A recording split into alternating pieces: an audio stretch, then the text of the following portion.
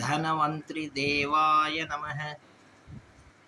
Friends, மக்களுக்கு எந்த நோய் வந்தாலும் நோய் பின்னாடி அவனோட கர்ம வினைகள் தான். யார் என்ன பண்ணி எதுவும் ஆக போகிறதில்ல. பகவான் மேலே தான் எல்லாம் முடியும். உங்களை யாரும் கெடுக்கணும்னு நினச்சாலும் அவனை கெடுக்க முடியாது. ஏன்னா எல்லாமே கிரகங்கள் மூலியமாக செயல்படுது. உங்களோட நேரம் சரியில்லைன்னா அதுக்கேற்ற மாதிரி ஆளுங்க உங்களுக்கு கனெக்ட் தானாகவே ஆகிட்டு போயிடுவாங்க. உங்களுக்கு நேரம் நல்லா இருக்குன்னா அதுக்கேற்ற மாதிரி கனெக்ஷன் உங்களுக்கு தானாகவே கனெக்ட் ஆவாங்க. உங்கள் கர்ம வினை உங்கள் பேங்க் பேலன்ஸாக தான் நீங்கள் அனுபவிச்சுட்ருக்கீங்க. இந்த நடுவில் இந்த மத்தியத்தில் நம்ம ஏன் ஜோசியக்காரை பார்க்கணும், ஏன் நம்ம நல்லவர்களை பார்க்கணுன்னா அந்த வினையை அறக்கிறதுக்கு அவங்க வழி காட்டுவாங்க.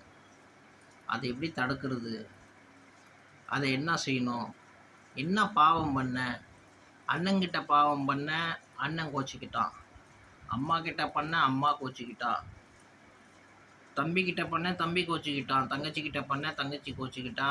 அதே மாதிரி யாருக்கிட்ட என்ன துரோகம் பண்ணுமோ அந்த வினை அவனை தேடி வரும். தன் வினை தன்னை சுடும். இது சித்தர்கள் சொல்லி பாடிட்டு போனது. அருணகிரிநாதர். நம்ம என்ன செய்யணுமோ நம்மளுக்கு தானாக தேடி வரும். பட் நம்ம அறிவுபூர்வமாக வாழ்கிறது நம்மளோட உரிமை. நம்ம செய்கிற கர்மங்கள் பகவான் நம்ம கையில் கொடுத்துருக்காரு. கிருஷ்ணர் சொல்கிற மாதிரி கர்மத்தை செய், பலனை எதிர்பார்க்காத. பலனை எதிர்பார்க்காதானா பலன் கொடுக்குறவன் நான் படித்தவன்டா, அவனை நான் கொடுப்பேன் பலனை. நீ ஏன்டா அழியிற, அது செய் இது செய்யுன்னு. அதுக்கு உனக்கு ரைட்ஸே கிடையாது. ஸோ அர்ஜுனன் அதுதான் பகவான் சொல்கிறாரு, உன் கர்மத்தை செய். அர்ஜுனா சொல்கிறான், நான் திவ்ய அஸ்திரங்கள் வச்சு ஒரே செகண்டில் கூட முடிக்க முடியும் இந்த மகாபாரத யுத்தத்தைன்றான். பட் அதை பகவான் நிறுத்துறாரு அவரோட வார்த்தையை சொல்லி.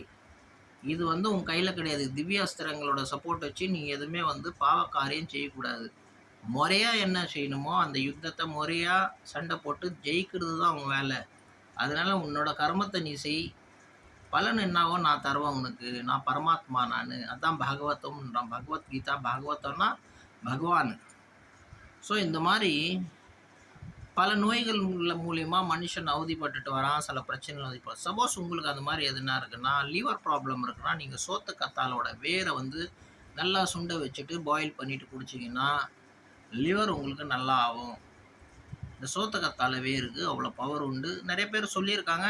நானும் அனுபவத்தில் நிறைய பேருக்கு சொல்லியிருக்கேன், அவங்களுக்கு நல்லா ஆயிருக்கு. அதே டயபெட்டிக் ப்ராப்ளம் இருந்தால் நீங்கள் நாவல் பழ கொட்டை 100 கிராம், 100 கிராம் உப்பு கடலை, உப்பு இல்லாமல் இருக்கணும் அந்த உப்பு கடலை.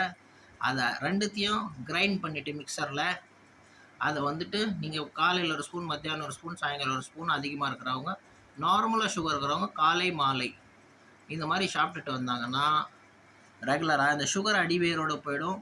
அண்ட் இது பல வியாதிகளை உங்கள் உடம்புலேருந்து காப்பாற்றும். நாவல் பழ கொட்டையும் உப்பு இல்லாத உப்பு கடலை 100 கிராம் நாவல் பழ கொட்டைனா 100 கிராம் நம்ம உப்பு கடலை, நாவல் பழ கொட்டை, உப்பு கடலை ரெண்டுத்தையும் மிக்ஸ் பண்ணி நல்லா ஒரு பவுட்ரு மாதிரி ஆக்கி அதை சாப்பிட்ணும் பிஃபோர் ஃபுட்டு. இது மாதிரி சாப்பிட்டுட்டு வந்தீங்கன்னா கண்டிப்பாக எப்படியாப்பட்ட சுகர் இருந்தாலும் உங்களுக்கு 4-5 நாளில் கட்டுப்படும்.